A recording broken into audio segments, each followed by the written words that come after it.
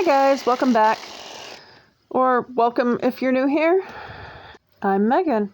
Today I've got a little bit of an interesting tidy Tuesday. I'm basically tidying up a bunch of stuff that isn't really, it's ignored areas. I might show them to you in garden tours, but they're not the, let's say, most productive areas in my yard for one reason or another. And Sucker was kind enough to send out a tool that I am hoping will help with that. And as a matter of fact, it did a lot.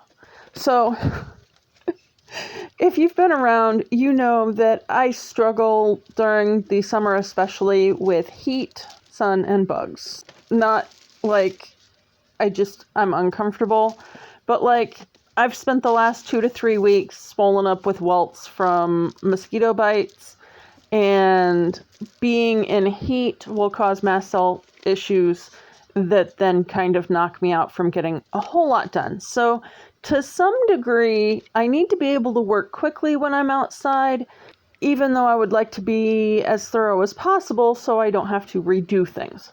Now, what this tool does has been absolutely fantastic. It is a battery-operated thing, so I don't have to drag cords or figure out where I'm going to plug into. So that's nice. And then I can just take it wherever I want. So I'm going to show you guys 3 different areas today that I worked on with this. And it is actually a convertible tool. I can use it as a grass shear, which kind of reminds me of a really big hair clipper. And that worked really well. This is, I planted lilies, which they're like the ditch lilies that are orange, and there's not around here you see them in ditches. That's where they grow. Anyway, over the years, they have spread to other beds that I don't really want them in. And this original patch has gotten very grassy, but it's also very hard to weed because of where it's located.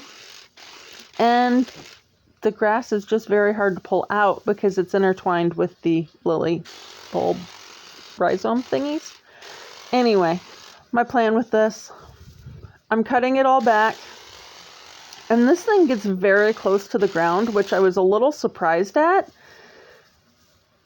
But it worked really well. I can get right down at ground level, and then I can just put the cardboard over it to sheet mulch and hopefully get rid of the lilies in this area. And that way I can put other things in here.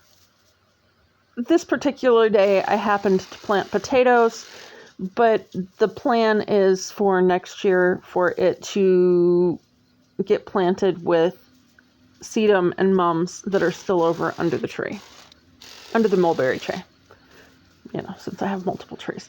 Anywho, this was absolutely awesome. I have tried, the time it took me to do the other half of this section literally took me, I believe, an hour to an hour and a half just to clear it out, not to actually move the spiderwort to the other location and bring the sedum and stuff over here. Now the stuff in the foreground that you guys see, that is actually potatoes and sweet potatoes. And the sort of brown looking stuff over by my leg, that's actually catnip. I'll be pulling potatoes out here shortly too. This area over by the glads tends to harbor lots of mosquitoes. Now we do have dragonfly friends and that have come and helped. They typically live more in the glads, so they make their little helpful homes there. This is part of the Tiny Tidy Tuesday collab, so definitely please check out Sunday Dawn and her channel, as well as this week's playlist. I'll have them linked down in the description box below. And see what all the other ladies are doing. That is how I get my weekly dose of motivation when I'm feeling like I have no desire to work on the house or things around it. Now, I had started a bunch of seeds earlier this spring, as well as bought some flowers, and found that I hadn't gotten them all planted, and they'd been forgotten about. So I'm just like digging into the soil with my hands here because the cats are inside and I managed to forget the trowel. Anyhow. And then I am going to mulch this area. I didn't get right up against the glads, but I was really surprised at how close I could get with the grass shears. And somehow I planted perfectly spaced so I could get in between them with the grass shears. In most areas, like where it's really thick, because the corms were from the old batch of glads, that area is not so much, but I was still able to get really close up to the row. I still need to support these so they don't fall over next year. But I went ahead and planted the remaining 3 impatiens and the 1 borage plant I had found. Ultimately, I would like to fill in around these glads with borage so that it's sort of a staggered blue all the way around the base and then the tall spikes of color. I do believe the footage of this day was 26 minutes when I started for all 3 areas that I was working on. I didn't do the entire section of glads, just where I was planting things, and then that did not include planting potatoes either, and sheet mulching the front. I just cleaned it up. If you would like to check out this hedge trimmer, I will put a link in the description box below for that as well. They were so nice to send that out to me, and I think it will be one of those tools that comes in very handy. So thank you, Saker. Sorry guys. Thank you. I did prefer the grass shear to the hedge trimmer.